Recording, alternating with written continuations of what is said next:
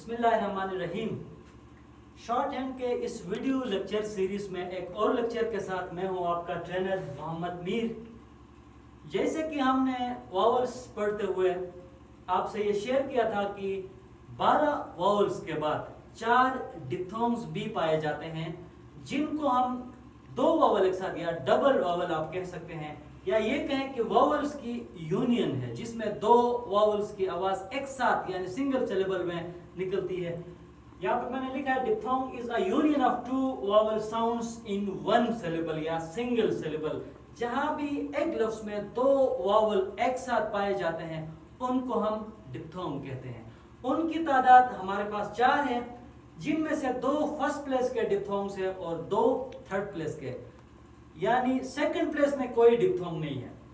अब जो 2 first place के डिप्थोंग्स हैं उनके साथ तमाम वो रूल्स अप्लाई होंगे जो फर्स्ट प्लेस वावल में अप्लाई होते हैं, और थर्ड प्लेस वावल के साथ जो रूल्स अप्लाई होते हैं वो थर्ड प्लेस डिप्थोंग में अप्लाई होंगे। जैसे कि हम थर्ड प्लेस में थ्रू द लाइन लिखते हैं, वावल को हम एंड साइड पे यानी थर्ड पोजीशन पे लिखते हैं, और जब 2 हमारे पास स्ट्रोक्स होते हैं तो दूसरे स्ट्रोक के एंड पे लिखते हैं। वो तमाम रूल्स इनके साथ अप्लाई होते हैं।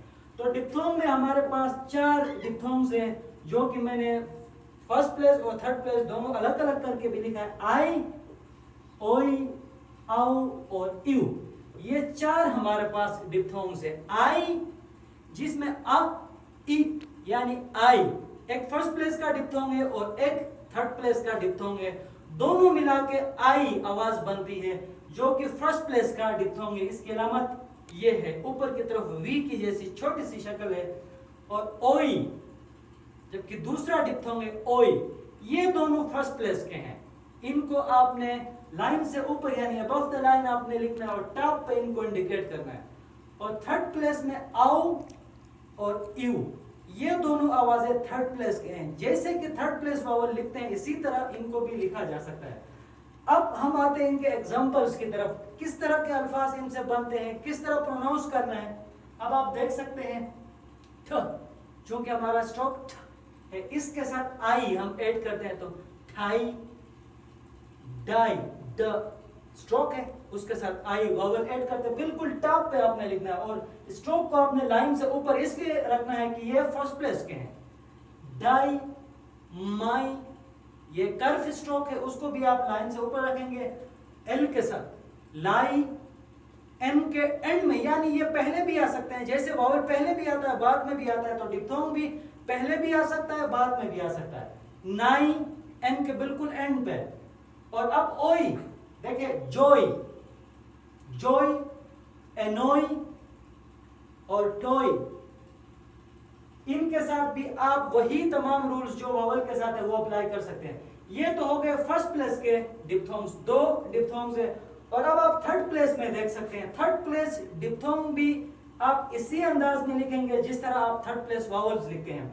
जैसे आउ है तो आउट लफ्ज के पहले यानी शुरू में आउ आवाज निकलती, फिर ठ आउट, बाद में भी हो सकता है। जैसे खाओ, ख स्ट्रोक है और उसके एंड में आउ वावल आप ऐड करते खाओ या खाउंटी।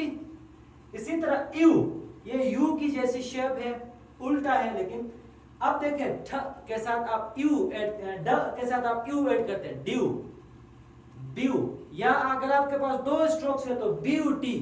2 स्ट्रोक हो गए तो हम वावल में भी दूसरे स्ट्रोक के एंड पे लगाते थे, तो यहां भी यही होगा, ड्यूटी या ब्यूटी। तो यू आवाज है। अब होता यह है कि बाज़ औक़ात हम वावल की तरह नहीं है, डिप्थोंग को हम स्ट्रोक के साथ जोड़ के भी लिख सकते हैं, भले वो शुरू में हो भले वो आखिर में हो।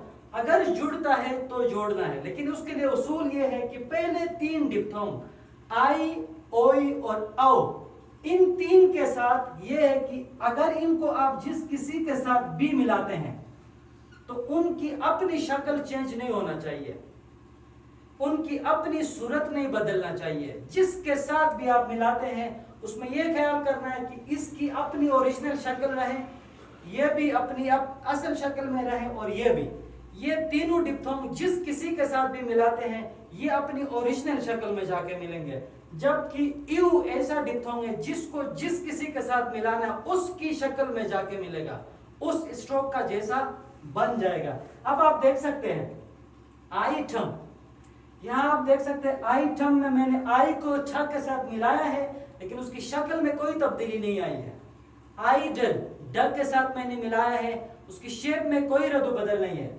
आइफ या आयर जिस किसी के साथ भी मिलाओ उसकी शेप में तब्दीली नहीं आना चाहिए।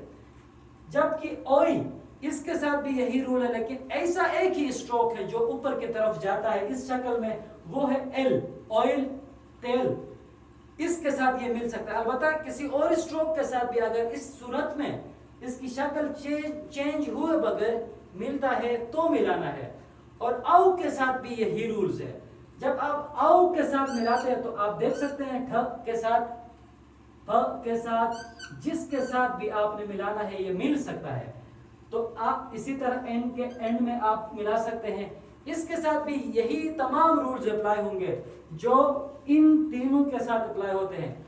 अब रही बात इसकी यू, ये जिस किसी के साथ मिलेगा उसकी सूरत अख्तियार करेगा। अब आप देख सकते हैं इसकी अपनी शक्ल यू है, जबकि आप आर के साथ, अपवर्ड आर के साथ मिलाते हैं तो यू बन जाएगा।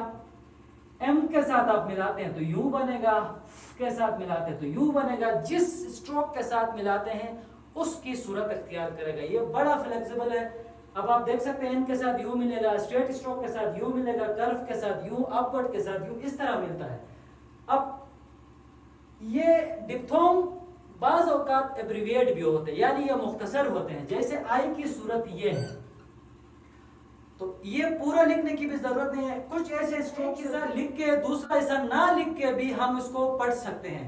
ये किन के साथ एब्रिविएट होता है? आई, के, एल, एम और अपवर्ड आर के साथ। ये चंद स्ट्रोक्स ऐसे हैं जिनके साथ आई एब्रिविएट होता है। मसलन कैसे होता है?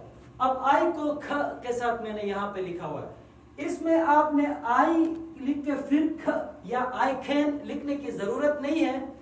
आपने जस्ट एक हिस्सा इसका लिखना है, उसके साथ ख आपने लिखना है।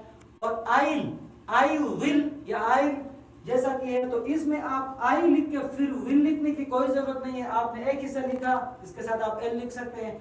इसी तरह आई एम है तो आई पहले लिख के फिर एम लिखने की कोई जरूरत नहीं। आपने आई एम या आई एम, आपने एक हिस्सा आई का लिखा है, उसके साथ आप लिख सकते हैं। आई राइट है तो फिर आई पहले लिख के फिर राइट लिखने की कोई जरूरत नहीं। आपने यू एक हिस्सा लिखा, फिर आप राइट लिख सकते हैं। तो इन चार स्ट्रोक्स के साथ आई एब्रिविएट होता है, जबकि औ जो है सिर्फ एक स्ट्रोक के साथ एब्रिविएट होता है। जैसे कि एन, एन के एंड में औ आप यू लिखेंगे, इसको पहले एन लिख के बाद में औ लिखने की कोई जरूरत नहीं है। आपने यू लिखा, एक हिस्सा इसका बनाया, ये औ यानी नाउ बन जाता है। इस लेक्चर को देखने का बहुत बहुत शुक्रिया।